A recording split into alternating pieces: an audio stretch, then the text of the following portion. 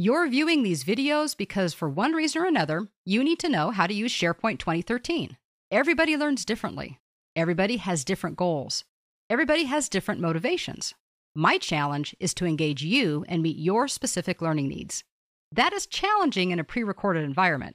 To do so, though, I've written and arranged this title in a very specific way to hopefully accommodate everyone's individual preferences.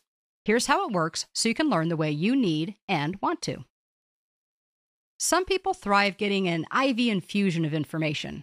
Give it to you all at once so you can run with it. Others find that to be a little overwhelming. It's easier for them to take a slow metered dose over time. Otherwise, they tend to get the first stuff. Then, little by little, they start getting overfilled with information and very quickly are going through the motions but not really learning or retaining much of it at all. With this series, you can go as fast or as slow as you need. You can fill your plate and stuff yourself at the buffet on your very first trip through, or you can take a few samples of things on your first trip through, then return when you know what you like or when you want to try something else. Both ways, you get to consume what you want, but in the way that you're most comfortable with. Because this is your training, you can watch the entire series from start to finish in one sitting, or you can watch one topic now and another later on after you've had a chance to think about it, or maybe even practice with it a little bit before moving on. Because these are videos, you can also replay any particular topic at any time. Sometimes you'll even mix and match, maybe watching topics you're comfortable with once, then moving on to another, and taking more time to review less familiar or more advanced topics more than once. How fast you go through the topics and how much you consume at any one time is up to you. As an instructor, I wish everyone was motivated and willing to learn everything there is to know about each piece of software and all its details. Reality is, that never happens. Some will take training to learn the traditional intro, intermediate, and advanced topics, progressively, start to finish, in order to learn in a comprehensive way. That method is thorough, but it does take time. If you watch this series in order, one video after another, you'll find that they are logically and progressively organized.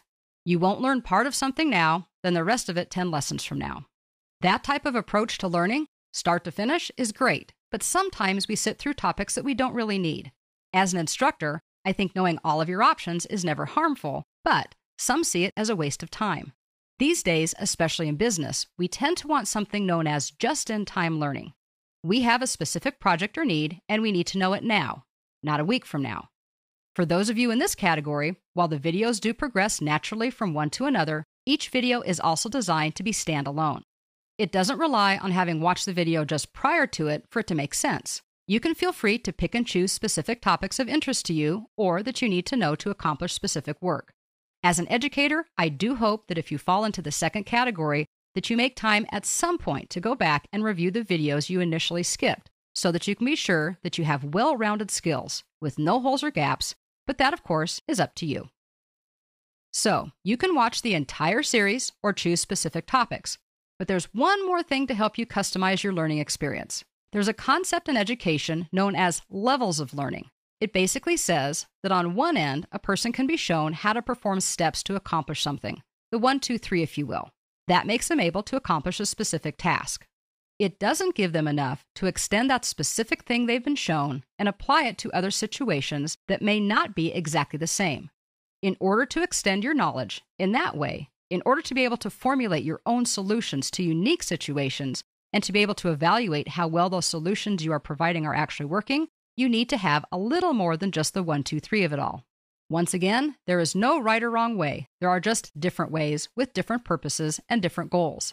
The first video in each chapter lists learning objectives for that chapter.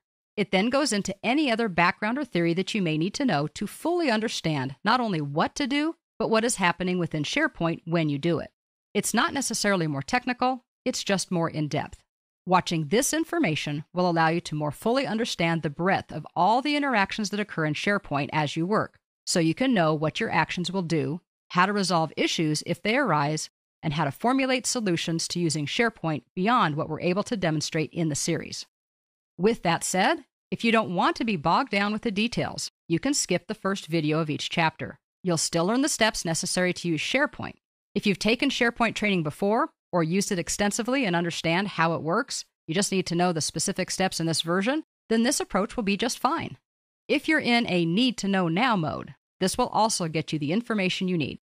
If you just don't care to know how a car moves, you just want to know how to get in, turn the key, and push on the accelerator, you can skip that initial video in each chapter as well. Have I said this before? It's your learning experience. The most important part of any learning is that you're able to take what you've been shown and actually do something with it. I try to infuse these videos with lots of real-world examples that you can relate to.